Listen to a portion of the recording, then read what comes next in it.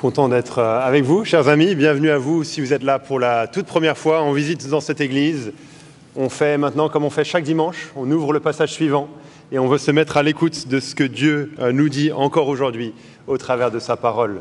On a commencé une série de prédications dans le livre des Actes.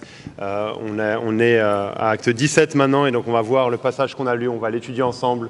Je vous invite à garder le livret ou alors votre Bible ouverte dans Acte 17 pour qu'on étudie ces versets ensemble.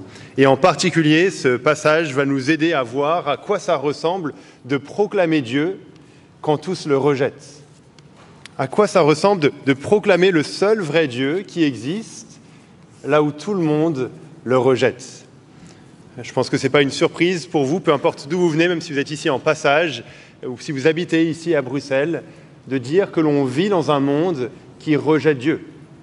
Ou croire en Dieu, ce n'est pas forcément à la mode, ce n'est pas forcément la majorité, c'est quelque chose qui est minoritaire. Ce matin, vous êtes venus à l'église, vous avez pris du temps, de votre temps, pour vous réunir avec une église, peu importe que ce soit ce que vous faites de manière régulière ou de manière occasionnelle. Ce n'est pas le cas de la plupart des gens. Ce n'est pas la liste des habitudes, dans la liste des habitudes des Bruxellois le dimanche matin, il n'y a pas aller à l'église en priorité, n'est-ce pas ? C'est une minorité de croire que Dieu existe, de reconnaître Dieu. Et même en fait, parler de Dieu, parler de la religion, c'est un peu le genre de sujet qui peut provoquer des sourires gênés. Vous savez, il y a une conversation avec beaucoup de gens qui discutent, tout va bien, il y a une bonne ambiance. Vous parlez de Dieu, vous parlez de la religion, la conversation s'arrête. Et les gens se regardent peut-être un peu gênés. Oula, mais de quoi est-ce qu'il parle ? Qu'est-ce qu'il dit ? D'où est-ce qu'il vient ? Comment proclamer Dieu, le seul vrai Dieu, là où tous le rejettent ? Le passage qu'on va étudier ensemble va nous aider à le faire. On voit que Paul continue son voyage pour annoncer la bonne nouvelle de Jésus. On a vu qu'il a été à Thessalonique, il a été à Bérée, c'était les 2 derniers dimanches, on a vu ça ensemble. Et dans les 2 endroits, Paul a dû partir plus tôt que prévu, à cause de l'opposition qu'il a rencontrée. Et là, Paul se retrouve à Athènes, en train de devoir attendre Silas et de devoir attendre Timothée. Et on va voir que Paul va proclamer Dieu là où tous le rejettent. Vous avez un plan sur le feuillet qui va vous aider à voir où on va aller ensemble. 3 choses qu'on va voir dans ce texte. Et la première chose, Paul va nous montrer comment bien réagir face à une culture qui est éloignée. Bien réagir face à une culture qui est éloignée, qui est loin de Dieu. On va voir ça dans les versets 16 à 21. Paul a du temps devant lui. Il attend que ses compagnons de voyage arrivent. Et donc, qu'est-ce qu'il fait ? Il en profite pour se promener. Il en profite pour voir un peu la ville. Et il ne s'agit pas de n'importe quelle ville. Il s'agit d'Athènes, la grande ville d'Athènes, la plus importante du monde grec de l'époque, le royaume de la philosophie, la ville de Socrate et de Platon, où tous ces gens se rassemblent, l'élite intellectuelle, les grands mouvements de pensée qui allaient influencer le monde ou ceux qui avaient influencé le monde, tout cela sont rassemblés ici à Athènes. On voit d'ailleurs que notre texte mentionne au verset 18 les épicuriens, les stoïciens, 2 grands mouvements philosophiques, 2 grandes manières de penser de l'époque, de concevoir le monde qui étaient présents à Athènes. Et il nous est aussi dit que dans cette ville, les gens aimaient écouter des nouvelles choses, au verset 21. Tous les Athéniens et les étrangers venus parmi eux ne passaient leur temps qu'à dire ou écouter quelques nouvelles. C'est une ville où les idées bougent, la ville des intellos et de la philo, l'usine des machines à penser de ce monde, des systèmes de pensée de ce monde. Et c'est là que Paul, l'apôtre Paul, qui est juif, qui était pharisien, qui est devenu chrétien, celui qui passe son temps à proclamer la bonne nouvelle de Jésus, c'est là, à Athènes, que Paul se trouve. Et alors que Paul se promène dans cette ville, alors que Paul est confronté à ce que les gens croient, alors que Paul est confronté au système de pensée de la ville d'Athènes, il n'est pas impressionné. Il n'est pas en train de prendre des selfies de ses vacances à Athènes pour les montrer à ses amis en rentrant. Non, plutôt Paul est indigné. Il est indigné par cette culture qui rejette le seul vrai Dieu. Regardez le verset 16, regardez ce qui nous est dit par rapport à Paul. Comme Paul les attendait à Athènes, il avait en lui-même l'esprit exaspéré en contemplant cette ville vouée aux idoles. Athènes était remplie d'autels consacrés aux différents soi-disant dieux. C'était une culture pluraliste, où il y avait plein de dieux qui coexistaient, plein d'objets de culte différents, plein de visions différentes de la spiritualité, les uns à côté des autres. Et c'était une ville où il n'y avait pas la connaissance du vrai Dieu. C'est une ville où le cœur des gens n'était pas tourné vers le seul vrai Dieu, mais le cœur des gens était tourné vers toutes sortes d'idoles, encore et encore, de manière évidente, de manière visible. Alors d'une certaine manière, notre culture aujourd'hui est différente. On ne retrouve pas en se baladant dans la rue des autels consacrés à des divinités. Notre société rejette l'existence de Dieu, ou est en tout cas très sceptique par rapport à l'existence d'un être supérieur. Mais d'une certaine manière, notre culture est très similaire à Athènes. C'est aussi une culture pluraliste où il y a plein de différentes visions de la spiritualité qui cohabitent ensemble, plein de différents systèmes de pensée. Et c'est une culture où la connaissance du vrai Dieu est mise de côté. En fait, la spiritualité est vue un peu aujourd'hui comme le fait d'aller au marché. Tu vas au marché de la spiritualité, au marché de la religion, et puis il y a des différents stands qui sont là. Puis tu peux créer ton propre panier. Tu peux piocher dans les stands ce que tu veux, ce qui t'intéresse, et rejeter le reste. Et chacun se crée sa propre spiritualité. Chacun se crée sa propre religion. Comme on le verra, chacun se crée son propre Dieu. Et en faisant cela, la connaissance du seul vrai Dieu est mise de côté. Et c'est ça qui est le plus choquant pour Paul. Il nous a dit que Paul a l'esprit exaspéré face aux idoles au verset 16. Il est indigné que le vrai Dieu soit mis de côté, ignoré, et que l'adoration qui devrait revenir à Dieu est donnée à des idoles qui ne sont pas Dieu, des idoles que les humains ont créées. Donc la réaction de Paul montre sa priorité. Il désire la gloire de Dieu plus que toute autre chose. Et ça ne va pas s'arrêter là. Le fait d'être indigné pour Paul, d'être exaspéré, ne va pas l'amener à fuir, ne va pas l'amener à aller dans une autre ville. Plutôt, ça va amener Paul à rester et à échanger avec les gens de cette ville. On le voit au verset 17, juste après ce fait que Paul est exaspéré par les idoles, indigné. Qu'est-ce qu'il nous est dit ? Verset 17, « Il s'entretenait donc dans la synagogue avec les Juifs et ceux qui craignaient Dieu, et sur la place publique chaque jour avec ceux qui s'y rencontraient. » Comme à son habitude, Paul va aller dans la synagogue pour parler aux Juifs, pour leur montrer que l'Ancien Testament pointe vers Jésus, que c'est lui le Messie. Mais Paul va aussi discuter sur la place publique, le lieu où on échangeait à l'époque avec tous ceux qu'il rencontre, même avec ces gens qui adorent des idoles, même avec ces gens qui rejettent le vrai Dieu. Le fait d'être indigné par les idoles n'amène pas Paul à mépriser ces gens-là, à les rejeter, à les mettre de côté, à les aborder avec mépris. Mais ça l'amène plutôt à vouloir entrer en conversation avec ces gens pour les amener à la connaissance du vrai Dieu.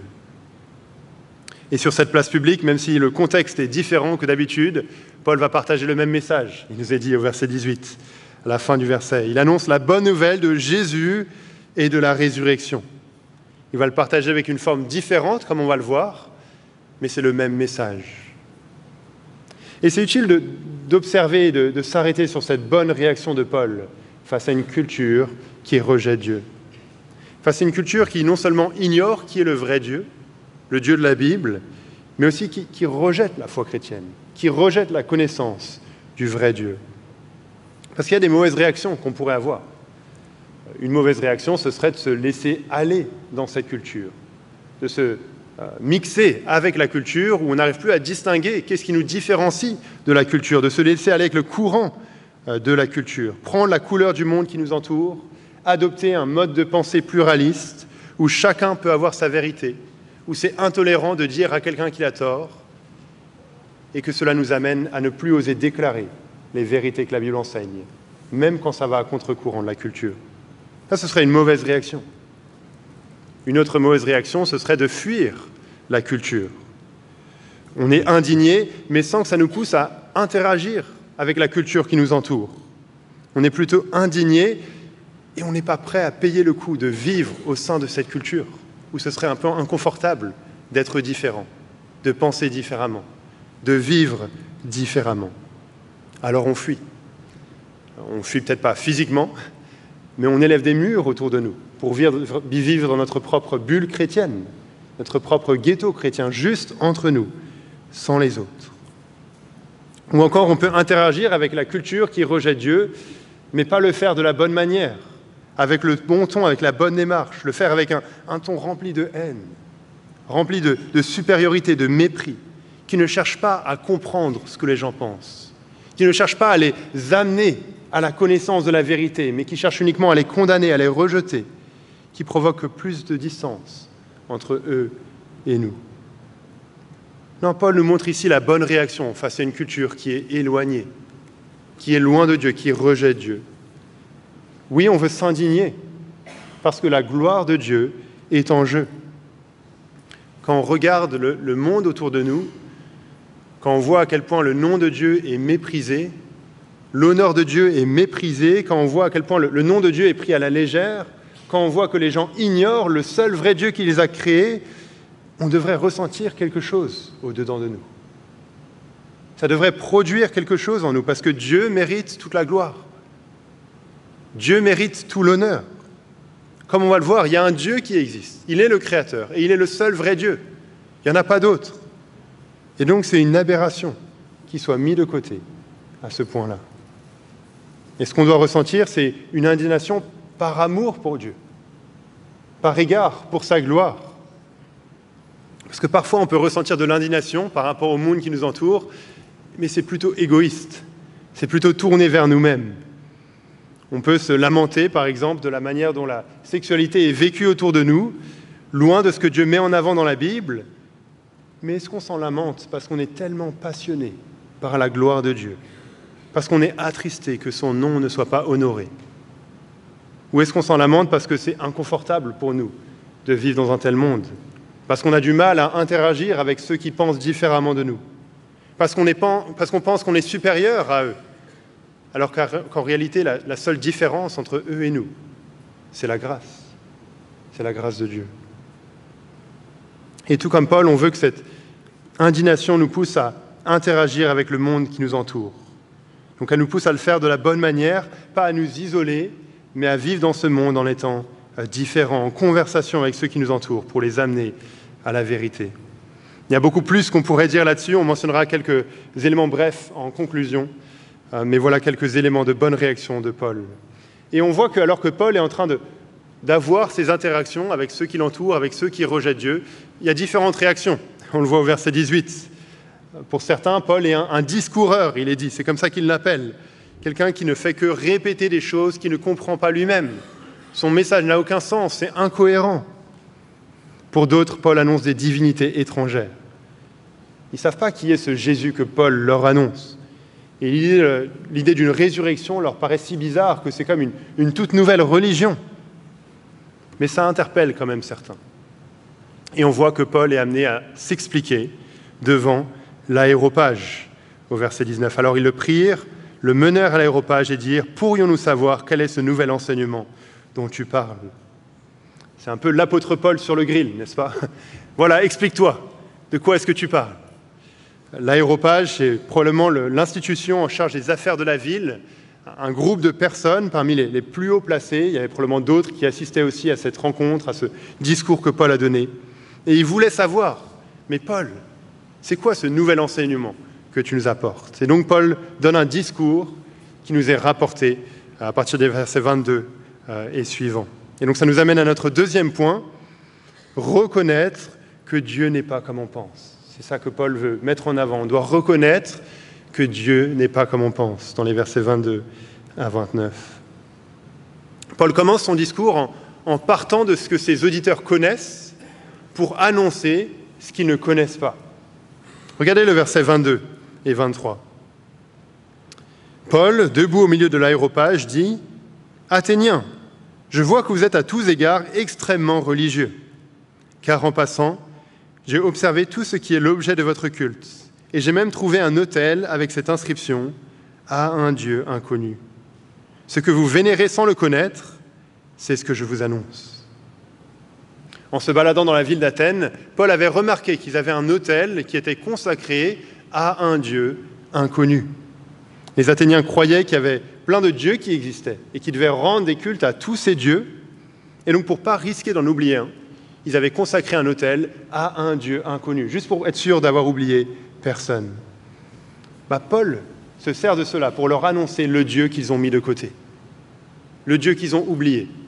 Le Dieu, en fait, il dit qu'ils sont en train de vénérer sans le connaître, au verset 23. Il leur dit, oui, vous avez oublié un Dieu. Et en fait, ce Dieu, c'est le seul vrai Dieu qui existe. Il n'y en a pas d'autre. Le Dieu qui a tout créé. Le Dieu dont Paul parle, il est, au verset 24, le Dieu qui a fait le monde et tout ce qui s'y trouve. Celui qui a tout créé. Non seulement les êtres humains, qui sont issus tous d'un seul homme, comme il nous est dit, mais aussi tout le reste. Dieu est le vrai créateur. C'est vrai que les êtres humains créent des choses. On est dans une pièce où il y a beaucoup de choses qui ont été créées par les êtres humains. Mais si on y pense, toutes ces choses qui nous entourent, ces chaises sur lesquelles on est assis, le micro que j'utilise, tout ce que l'on voit autour de nous, ce n'est pas des choses qui ont été créées à partir de zéro par les êtres humains. L'être humain ne fait qu'utiliser des matières premières qui existaient déjà, que Dieu a créées. L'être humain ne fait que transformer les choses. Il ne crée rien. Mais Dieu, lui, est le vrai créateur. À partir de rien, Dieu a tout créé. Tout ce qui existe, le monde et tout ce qui s'y trouve, le monde et ses habitants, et tout ce que l'on voit autour de nous. Et donc c'est normal que ce Dieu-là soit au contrôle de toutes choses. Il nous est dit au verset 24 qu'il est le Seigneur du ciel et de la terre. Le Seigneur de tout ce qui existe. Donc ce n'est pas qu'il y a le Dieu de la mer et le Dieu de la terre et puis le Dieu de telle ou telle chose. Non, il y a un seul Dieu qui est au contrôle de toutes choses. Au contrôle de l'histoire, au contrôle des peuples, au contrôle des nations, au contrôle des vies individuelles de chacun. Ce que Paul met en avant ici, ça contraste avec les philosophies de l'époque. Paul établit la réalité d'un Dieu qui est distinct de sa création. Ce n'est pas un Dieu qui est mixé avec sa création. Ce n'est pas un Dieu qui est dépendant de sa création. Un Dieu soumis à un concept plus grand tel que la matière ou quoi que ce soit d'autre. Non, il n'y a rien de plus grand que ce Dieu-là. Dieu est dans une autre catégorie et il est le seul dans sa catégorie. Et c'est pour ça que ce Dieu-là n'a besoin de rien. Il n'a besoin de rien pour exister et pour continuer à exister. Nous, on a besoin de beaucoup de choses pour exister et pour continuer à exister. Pour continuer à vivre, on a besoin d'eau, de nourriture, d'oxygène, de toutes sortes de choses. Mais Dieu n'est pas comme ça. Regardez le verset 25. Il n'est pas servi par des mains humaines, comme s'il avait besoin de quoi que ce soit. Lui qui donne à tous la vie, le souffle et toutes choses. Non seulement Dieu existe par lui-même de toute éternité, il n'a eu besoin de personne pour exister, mais Dieu continue à exister par lui-même. Il n'a besoin de rien ni de personne pour continuer à être qui il est. Donc on ne doit pas penser que Dieu a créé le monde parce qu'il avait besoin de nous, ou que Dieu nous a sauvés parce qu'il avait besoin de nous, ou que ces choses font d'une certaine manière qu'il est ce qu'il est. Non, Dieu aurait été le même sans nous. Dieu existe de toute éternité en tant que Père, Fils et Saint-Esprit, tel qu'il est, indépendamment de nous, indépendamment de tout ce qu'il fait en faveur des créatures et de sa création. Mais si Dieu n'a besoin de rien, nous, on a besoin de lui. Il est dit que c'est lui qui donne à tous la vie, le souffle et toutes choses, au verset 25. Peu importe qu'on reconnaisse l'existence de Dieu ou pas, le fait que l'on soit en vie ce matin dépend de Dieu. Le fait que l'air passe dans nos poumons, que le sang coule dans nos veines, dépend de Dieu. Peu importe qu'on le reconnaisse ou pas, c'est un don de Dieu. C'est en lui que nous avons la vie, le mouvement et l'être. Certaines conceptions de Dieu parlent d'un Dieu qui aurait créé le monde, mais qui ensuite s'en occupe pas trop, qui ensuite le laisse se débrouiller, un peu comme une toupie qu'on lance, elle tourne, et puis ça reste comme ça, tout seul. Un Dieu distant, lointain, pas impliqué. Mais on voit ici que le vrai Dieu, le Dieu dont la Bible parle, le Dieu qui existe, qui est là, il n'est pas comme ça. Oui, il a créé le monde, oui, il est distinct de sa création, il n'est pas mélangé avec sa création, il est loin au-dessus de nous, il est dans sa catégorie unique, comme on l'a dit, et pourtant, il est impliqué dans sa création. Il continue à prendre soin de sa création. Il n'est pas absent de la vie des humains, parce qu'à chaque seconde, leur existence dépend de lui. Et c'est même plus que ça, en fait. On voit que Dieu s'est fait connaître. Verset 27, « Afin qu'il cherche Dieu pour le trouver, si possible, en tâtonnant. Or, il n'est pas loin de chacun de nous. » L'une des raisons pour lesquelles Dieu a créé le monde et tout ce qui s'y trouve, c'est afin, il nous est dit, afin que les êtres humains cherchent Dieu, afin qu'ils puissent le trouver. Dieu n'est pas resté lointain, Dieu n'est pas resté caché. En créant le monde, en créant tout ce qui s'y trouve, Dieu s'est révélé à nous. Dieu s'est fait connaître à nous. Il a voulu être connu. C'est visible. C'est sous nos yeux. En contemplant le monde qui nous entoure, en se regardant les uns les autres, on devrait conclure qu'il y a un Créateur. C'est ce que la Bible enseigne ailleurs, dans Romains 1, par exemple, où il nous est dit que les perfections invisibles de Dieu, sa puissance éternelle et sa divinité se voient depuis la création du monde, elles se comprennent par ce qu'il a fait, par ce que Dieu a fait, par ce qu'il a créé. C'est ce qu'on appelle parfois la révélation générale. Dieu s'est fait connaître de manière générale à tous les êtres humains par ce qu'il a créé, au travers de ce qu'il a créé, peu importe où il se trouve. Ce n'est pas qu'on peut tout connaître de Dieu par la création, ce n'est pas qu'on peut le connaître comme notre sauveur et notre rédempteur, mais c'est qu'on peut connaître son existence, qu'on peut reconnaître certaines choses sur lui, sa puissance éternelle, sa divinité, il nous est dit.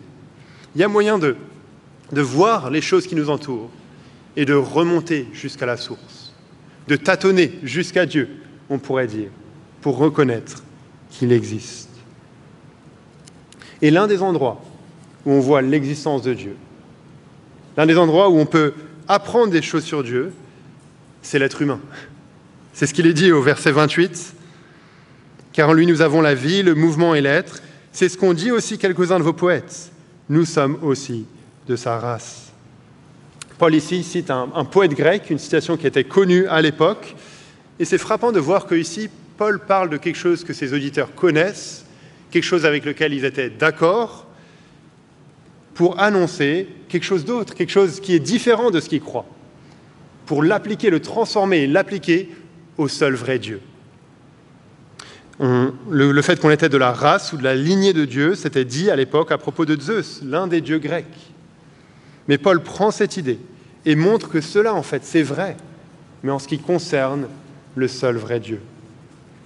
Paul se base ici sur ce que les premiers chapitres de la Genèse mettent en avant, le fait que l'être humain est créé à l'image de Dieu. L'être humain ressemble à son Créateur. Il y a une similitude, une ressemblance entre l'être humain et Dieu, en raison de la manière dont Dieu l'a créé. Tout comme une image pointe vers la réalité, l'être humain pointe vers son Créateur. En voyant l'être humain, on peut apprendre certaines choses sur Dieu. Et c'est justement pour ça que Dieu n'est pas comme on pense. C'est pour ça que Dieu n'est pas comme les idoles. Regardez le verset suivant, le verset 29, l'implication de cela. Ainsi donc, étant de la race de Dieu, puisque nous sommes de la race de Dieu, nous ne devons pas penser que la divinité soit semblable à de l'or, à de l'argent ou à de la pierre, sculptée par l'art et l'imagination des hommes. Les idoles viennent de l'imagination des hommes, de la créativité des hommes. Les idoles sont faites de pierre, d'argent, d'or. Elles ne bougent pas, elles ne parlent pas. Mais si nous, les êtres humains, nous sommes de la race de Dieu, de la lignée de Dieu, si nous sommes créés à l'image de Dieu, si on reflète un peu de qui Dieu est, alors Dieu ne peut pas être comme ces idoles. Dieu ne peut pas être un simple objet inanimé qui a été créé par les êtres humains et qui dépend des humains. Le fait d'être créé à l'image de Dieu implique que Dieu est supérieur à nous. Et donc que Dieu n'est pas fait d'or ou d'argent, que Dieu n'est pas fait par les hommes, que Dieu n'est pas le fruit de l'imagination humaine. Alors peut-être on peut sourire en pensant à la culture de l'époque. Comment est-ce qu'ils pouvaient croire que ces idoles-là, c'était des dieux? Comment est-ce qu'ils pouvaient fabriquer eux-mêmes une idole? C'est eux qui la fabriquent et ensuite se prosterner devant, penser que ça, c'est la divinité, que c'est là que se manifeste la divinité. On rigole un peu en pensant à ça, n'est-ce pas?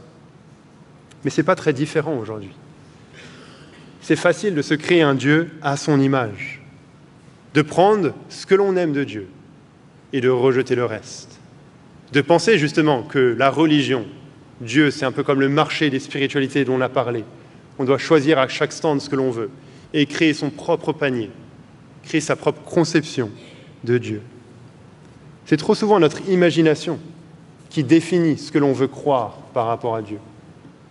Ah, j'aime penser que Dieu est comme ça, ou comme ça. Ou alors, oui, je veux un Dieu d'amour, mais je ne veux pas un Dieu qui juge. Je ne veux pas un Dieu qui dénonce mon péché. Je ne veux pas un Dieu qui me dit quoi faire et quoi ne pas faire. Vous voyez, c'est comme si on avait dans notre cerveau des usines à petits dieux. On prend des choses dans notre cerveau et puis on les fait passer par l'usine dans notre tête et on dit qu'est-ce que je veux garder? Ah, je veux pas ça, je vais ajouter ça, etc. Et pouf, on crée notre petit Dieu. On crée notre propre religion. Notre cœur est tourné vers ce que notre imagination humaine a produit. On entend parler parfois en ce moment de l'idée de déconstruire sa foi. C'est l'idée de prendre tout ce qu'on croit et de déconstruire l'ensemble, de faire un peu le tri pour garder certaines choses et pour pouvoir rejeter d'autres choses. Alors si en disant ça, on veut dire qu'on veut tout passer à la lumière de ce que la Bible enseigne, comme on l'a vu la semaine dernière, n'est-ce pas, de se mettre sous l'autorité de la Bible, ce serait une excellente démarche. On est tous appelés à faire ça, à faire le tri dans ce que l'on croit et de garder uniquement ce que la Bible enseigne, ce que la Bible met en avant et de ne pas penser autrement. Mais ce n'est pas ça qui se passe la plupart du temps. Généralement, déconstruire sa foi, c'est juste une excuse pour retirer ce qui nous gêne de la foi chrétienne, pour retirer de la Bible les parties qui nous dérangent. C'est une excuse pour faire du tri en étant nous-mêmes le juge, l'arbitre de ce qui est digne d'être cru et digne d'être rejeté. C'est souvent faire marcher l'usine à petit Dieu pour créer notre propre conception de la spiritualité, où c'est moi qui décide. C'est un peu la même chose dans le libéralisme théologique, quand certains veulent accepter les enseignements de Jésus, mais rejeter ses miracles.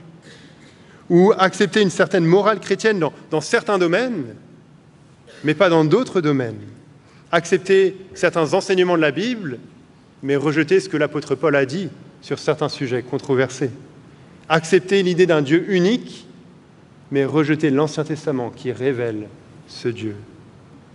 Dans tous ces cas-là, il s'agit de créer son propre Dieu, sa propre religion, de penser que Dieu est le fruit de l'imagination humaine, de penser que Dieu se trouve sur le marché des religions et qu'on doit créer notre propre panier selon nos décisions. Quelle erreur! Plutôt que de se créer un Dieu tel que nous on le veut, tel que nous on le pense, il faut accepter Dieu tel qu'il s'est révélé. Le seul vrai Dieu existe et il s'est fait connaître à nous. Il s'est révélé à nous, il n'est pas resté caché. Et la bonne réaction face à cela, c'est de l'accepter tel qu'il est.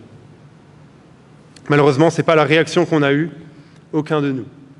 La Bible met en avant comment on s'est tous tournés vers des idoles, d'une manière ou d'une autre, au lieu d'adorer ce seul Dieu vivant et vrai. Et c'est ce qui nous amène à notre troisième point, à la conclusion du discours de Paul. Troisième point ce matin, faire demi-tour avant qu'il ne soit trop tard, dans les versets 30 à 34. Voilà comment Paul conclut son discours. Versets 30 et 31. Dieu, sans tenir compte des temps d'ignorance, annonce maintenant à tous les hommes, en tout lieu, qu'ils aient à se repentir. Parce qu'il a fixé un jour où il va juger le monde selon la justice, par un homme qu'il a désigné. Et il en a donné à tous une preuve digne de foi, en le ressuscitant d'entre les morts.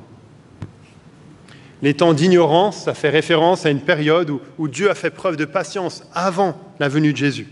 On voit la même chose, on ne va pas le lire maintenant, mais vous pouvez le noter si vous voulez, dans Actes 14, versets 16 et 17. Acte 14, versets 16 et 17. Dieu s'est fait connaître, l'existence de Dieu était évidente, ils auraient dû reconnaître cela, mais chacun a choisi de suivre sa propre voie, de se créer des dieux, de mettre de côté le seul vrai Dieu. Et Dieu n'a pas jugé cette idolâtrie, le mépris de son nom, comme ça aurait dû l'être. C'était un temps de patience. Mais aujourd'hui, il n'y a plus d'excuses. Dieu lui-même appelle tous les êtres humains à se repentir parce que le jugement arrive. Qu'est-ce que ça veut dire la repentance, se repentir ? Se repentir, la repentance, c'est faire demi-tour. C'est comme si on est dans la voiture ou dans le métro en train d'aller dans une direction et on se rend compte, ah mais ce n'est pas la bonne direction. Qu'est-ce que c'est la repentance ? D'une certaine manière, c'est réaliser que je vais dans la mauvaise direction et faire demi-tour.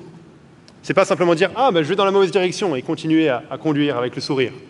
Non, c'est réaliser que je vais dans la mauvaise direction et que je devrais changer. Je dois faire demi-tour et prendre la sortie pour aller dans l'autre sens. La repentance, c'est un demi-tour et c'est la même chose vis-à-vis de Dieu.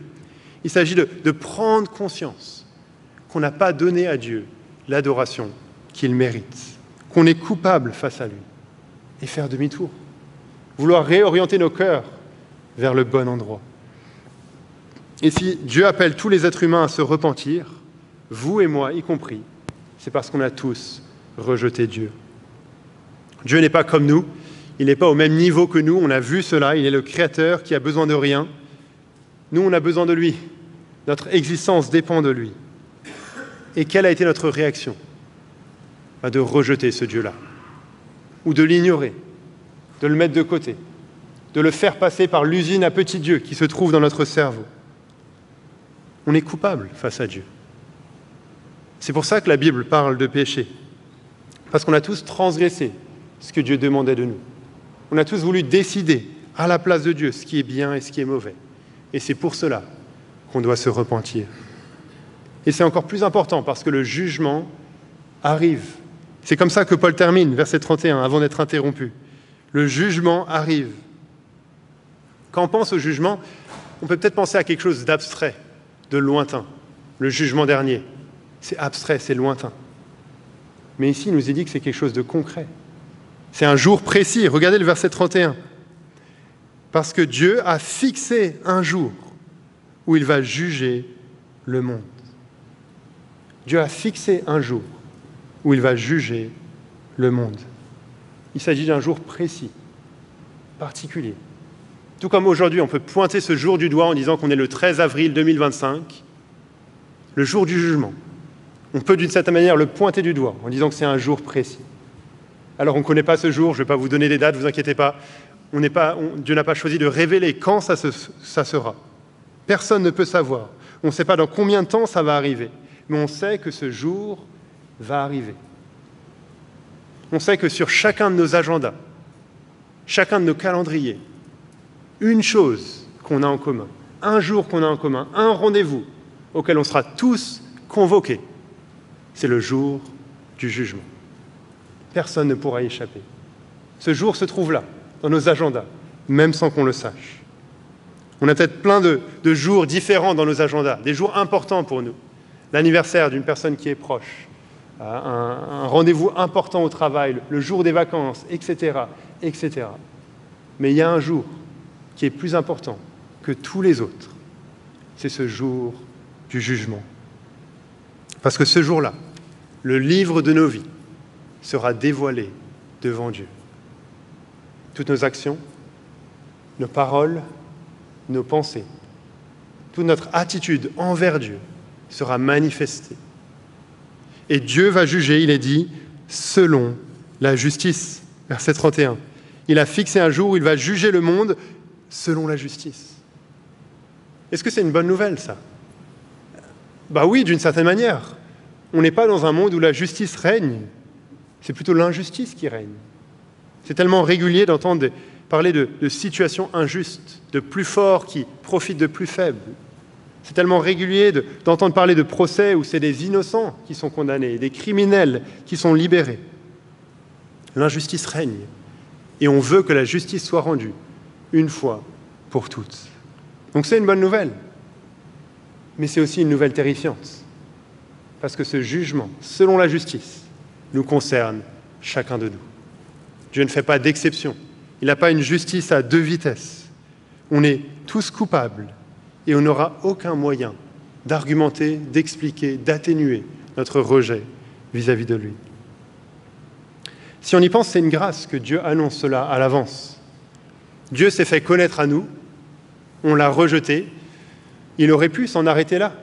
Il aurait pu juste fixer le jour du jugement sans nous prévenir, mais Dieu ne s'est pas arrêté là.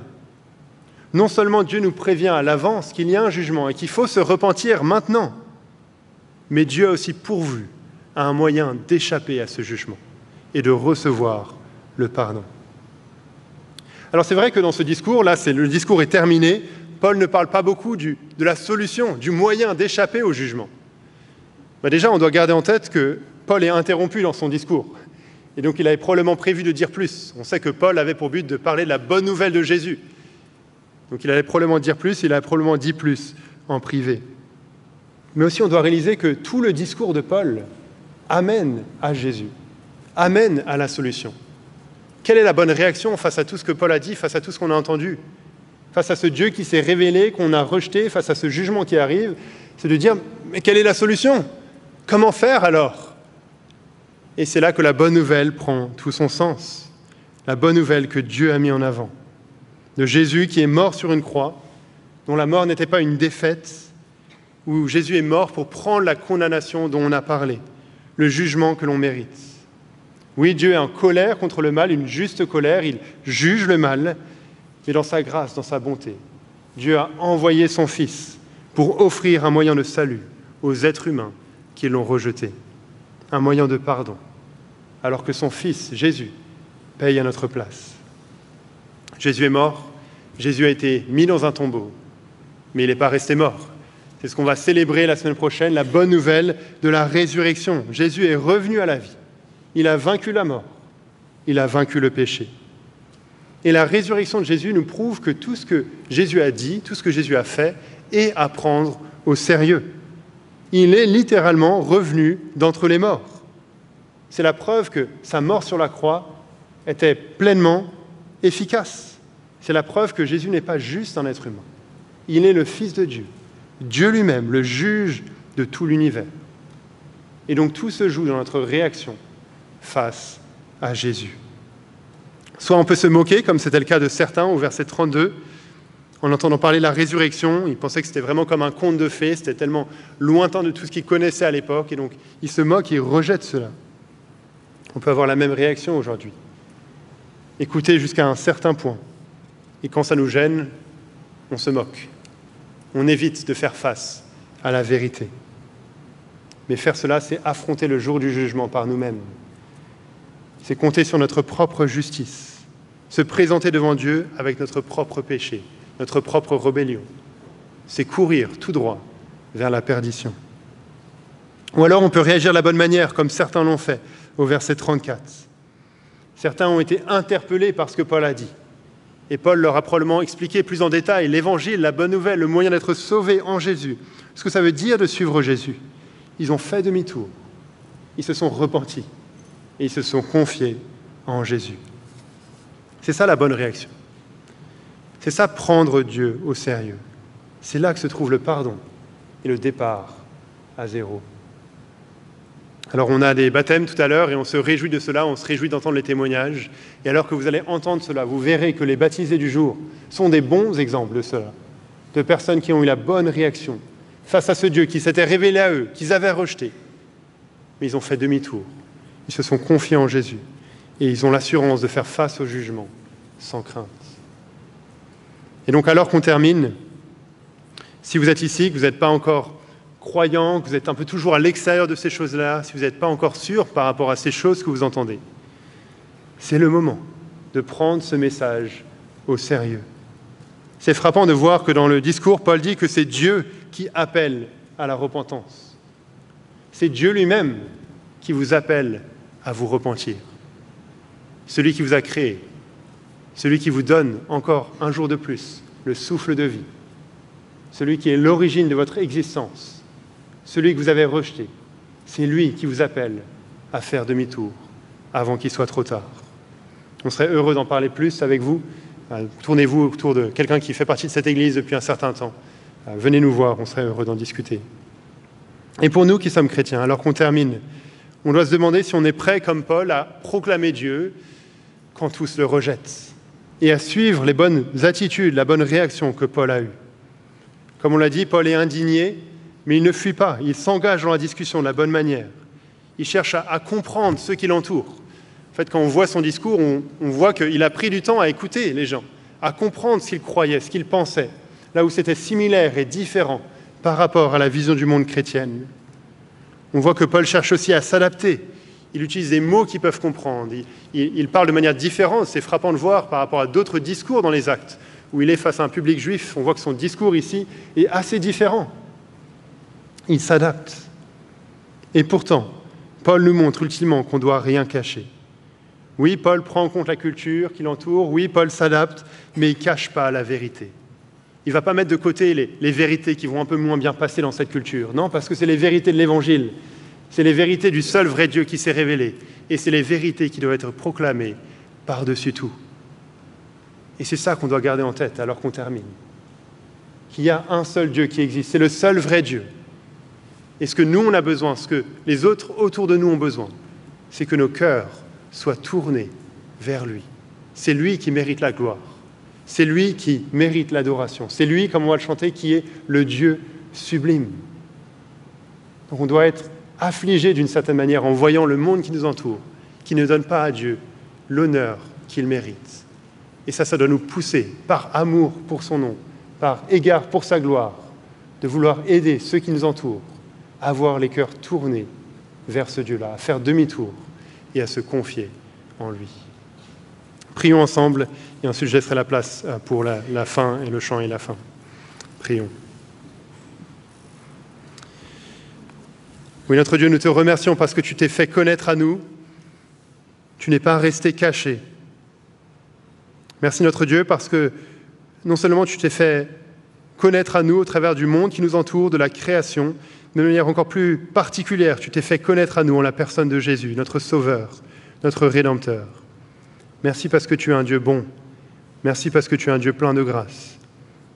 Notre Dieu, on te prie qu'on ne prenne pas cette grâce à la légère et que ce temps de patience dans lequel on est ne soit pas une occasion pour certains ici de s'endurcir, mais que cette patience que tu as les pousse plutôt à la repentance.